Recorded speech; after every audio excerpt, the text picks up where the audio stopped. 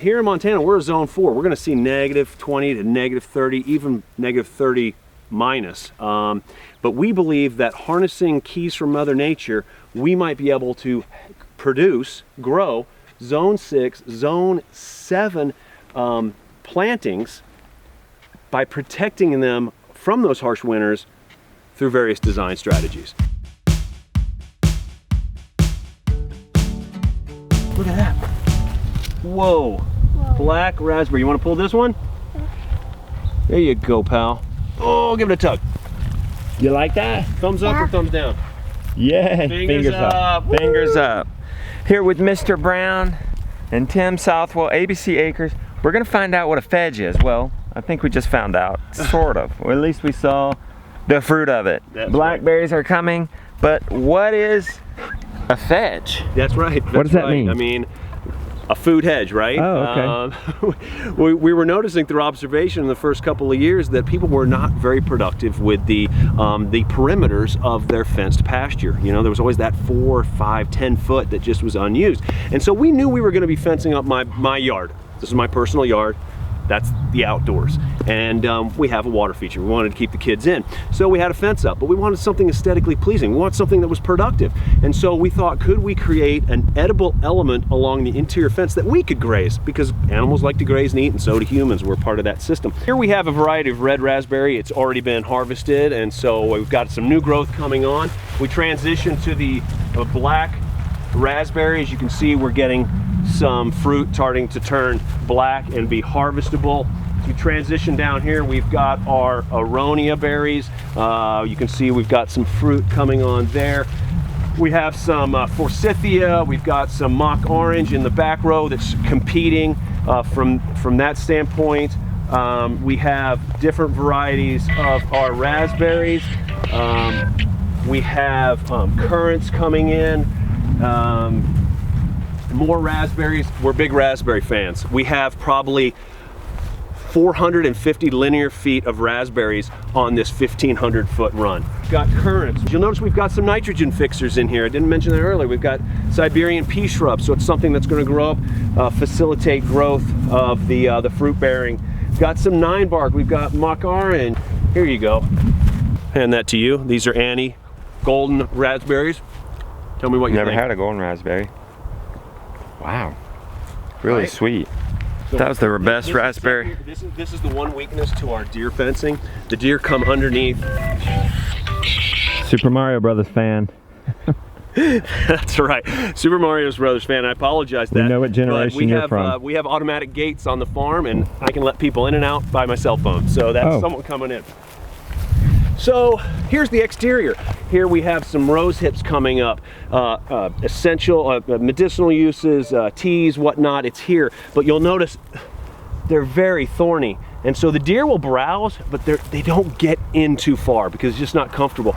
Silver wolfberry we've got going here. You can start to see the mature height that we want to get from our roses. We've gone to a different variety here, and I apologize, it's going to be the woodsy or the prickly, not 100% sure. We've got lilacs on the back row. Here we're going to have 10, 12 foot lilacs in time. They're going to dominate this space. And what's interesting, we're looking to nature to dictate who finds their niche and how they grow. We're not going to manicure this. If the lilacs want to take over everything, let the lilacs take over. If it's the roses, so be it. We're going to be very hands off with this system. We've got some 9 bark back there. Again, pollinators. Lots of silver wolfberry dominating the space. Why? Maybe the soil system is just the way it wants it, and that's okay. We planted on 1 foot spacing, 1,500 feet. Really tight. We could have gone 5 foot spacing. But at $1 a tree, we just decided let's go tight. If we get some mortality through predation through voles, so be it. This is just going to take over and be real thick hedge. And on we go. So, you know, just another way that we're partnering with wildlife. We want to see them, but we don't want them to challenge our interiors, so we're giving this to them. Here, Mr. Brown. Golden raspberries. Those are the, oh, don't worry about that. You have sand. You have sand. You have sand on your hand. Let me just put it in your mouth. Is it good? The question is, do you want another one? Not that good, huh? I don't get it. I eat blackberries all day. Bitter, but this is sweet. You don't like it?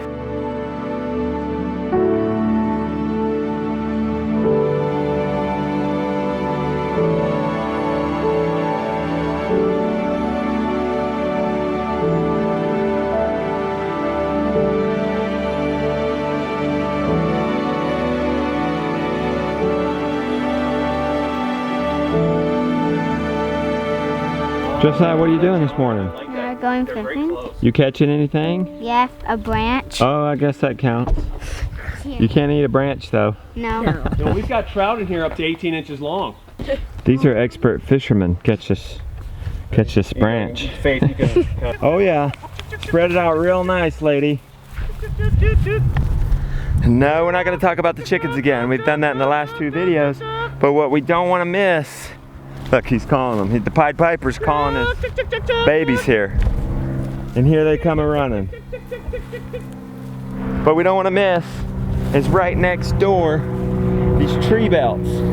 So let's go get inside of them with Tim right now. Absolutely. And see what's going on, because I know it's just not for just kicks and giggles. Absolutely not. You know, in permaculture, it's about observing and reacting. And so we did a site analysis on this 8 acres the first year and a half. We were understanding where the prevailing winds were coming from south-southwest. We were looking at where the north winds were coming during the winter months. We were understanding where the elk and the deer came up and migrated through the property.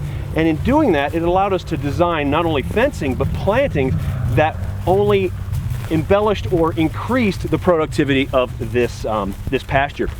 And so we created these tree belts. And now you can do a single 1-row tree belt or tree run. We chose to do 4 rows. And in doing that, we wanted to thwart the effects, the negative effects of the wind. So in the south, in summer, when it's coming out of the south, we're getting a lot of evaporation from our pastures. That means we're irrigating all the time. If we developed a block to that wind or a great reducer to that wind, could we potentially have to irrigate less? Less labor, less electricity? At the same time, if we're bale grazing and keeping our cattle in this pasture at the winter time and they're getting blasted by the north winds, could we potentially shelter them from that? And if that's the case, they don't need so much fuel. They're not losing as much energy. So how much hay we need to put up or acquire from a different farm is less. So it's by reducing operating costs that we can see better profits in how we design these tree belts. And if you want, why don't we pop inside and we'll talk a little bit more about it while we're in and about. All right, so we find ourselves in tree belt 4. We have 6 tree belts in the 8-acre pasture. Behind me is approximately due west, due east. So we're running them in an east-west pattern because of the prevailing southerly winds and the winter north winds. But it's not a straight linear run. We've actually created like a Charlie Brown angular run, and there's reasons for that. One, we get summer storms with a lot of wind and lightning that push in from the west. So by creating these niches, the cattle in time will be able to get into some of these little alcoves that'll protect them from the winds. At the same time, during the winter months, during the fall months, you've got leaf drop, which can allow for slowdown of winds in those particular areas to drop and collect biomass, some organic matter, to just build the fertility in the soil. So there was a reason for that. That being said, why don't we just go venture here to the north side of the tree belt and we'll look at row number 1 and what we've got going on. We have a black locust, nitrogen fixer, followed by a maple tree. We follow this pattern the whole way through row 1. Locust, maple, 4 different kinds of varieties of maple. We have Norway, red, silver, and sugar. The plan is, we've got a dead locust there, okay, no worries. The plan is in about 15 to 20 years, we will take out the silvers and the reds. They're not great syrup producers. We're gonna go ahead and sell those for timber, straight linear maple runs. We think we'll have some revenue off of that. At the same time, we will keep the sugars and the Norways. They will grow tall. They will become a syrup production. So we've got a future revenue generator here. At the same time, why did we choose the large canopy tree at the north side of our east-west run? Well, imagine large canopy trees here of maples. It's going to shed shade onto our pasture too. So as we're rotating the cattle daily, in time, they're going to get a lot of comfort in shade. At the same time, we're going to get shade on the pasture. We might have to irrigate it less. So that's what's going on here. I think it's also important to note before we head off that we have nitrogen fixers planted in all the holes of our predominant trees, our maples. Here we have autumn olive, but we also have bayberry and we have silver wolfberry, and we'll point that out as we go along. Transitioning to the row number 3, which is in front of us, we went an evergreen deciduous pattern for the entire run.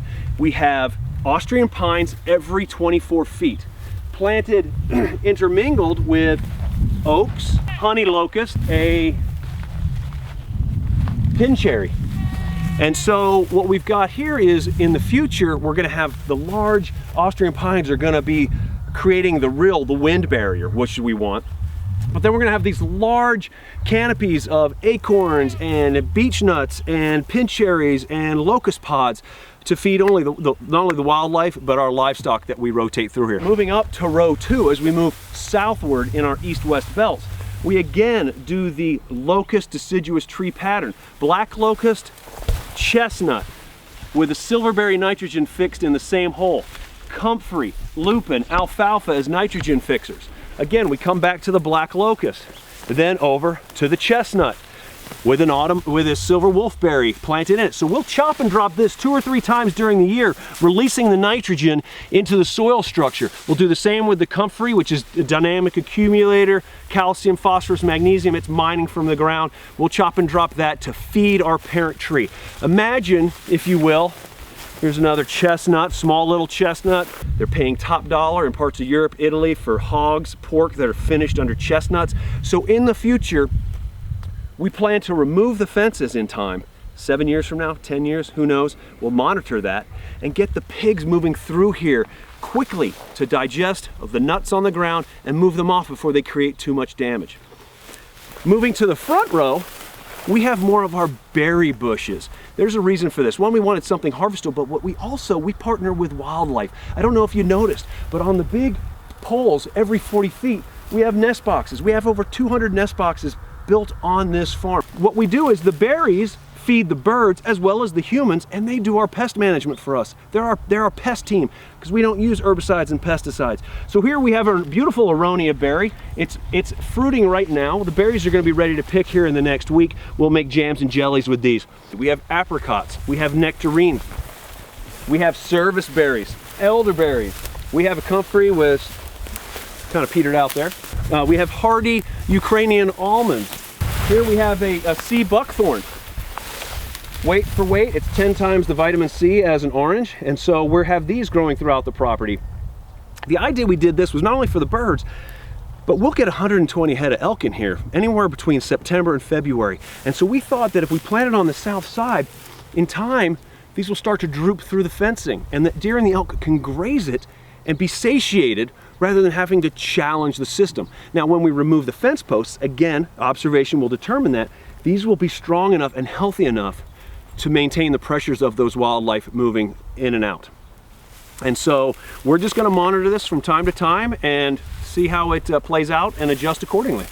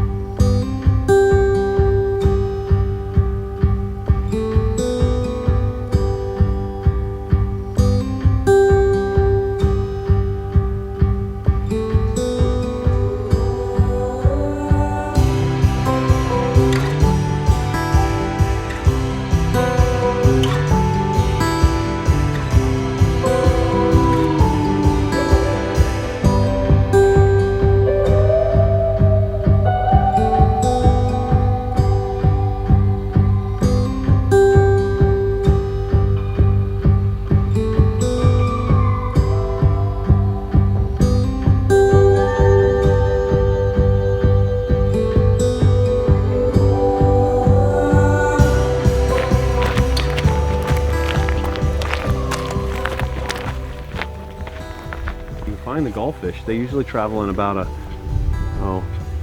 school of 30 or 40 at a time. Tim, this looks like a crater and a garden. It does look like a crater and a garden, hence our crater garden. Yeah, you know, for lack of a better term, realistically, it's a subsurface, subgrade garden feature, and that resembles potentially a crater hole, if you will. And so this is something totally unique to ABC Acres, and we're trying to do some really inventive agricultural work through taking hints, taking clues from Mother Nature and putting them all into one spot to try to create a microclimate for upper zone plant productivity. And so here in Montana, we're a zone 4. We're gonna see -20 to -30, even -30 minus.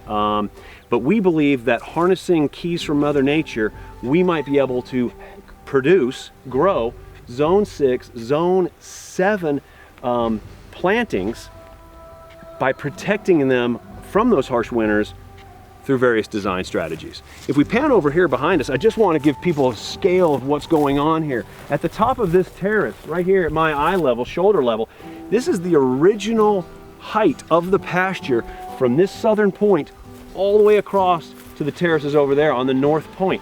You can see that over the course of the last 3.5, 4 years, we have excavated approximately 10,000 yards of rock out of this particular spot. Now, we just didn't willy-nilly just go ahead and spend money and just dig the hole. No, we needed the rock for our farm roads. We were noticing we were rutting up where the trucks were going in different directions, so that was a nuisance. So we thought, hey, let's go ahead and excavate for new roads. We'll take the topsoil and we'll use that for garden beds and future plantings. And let's start excavating the aggregate out of this area and borrow it and put it in and build our roads. So we built roads. But instead of having just this hole in the ground, we thought, you know what, let's aesthetically make it nice. If you've come to ABC Acres, you know we are about aesthetics as well. So we wanted something really nice to look at. So we started to terrace it.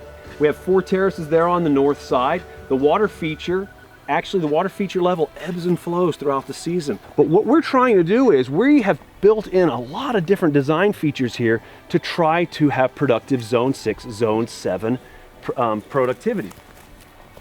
If you imagine on the north slope there, the terrace, that has a south-southwest facing. So that is getting the most heat of the day during the spring, summer, and fall months.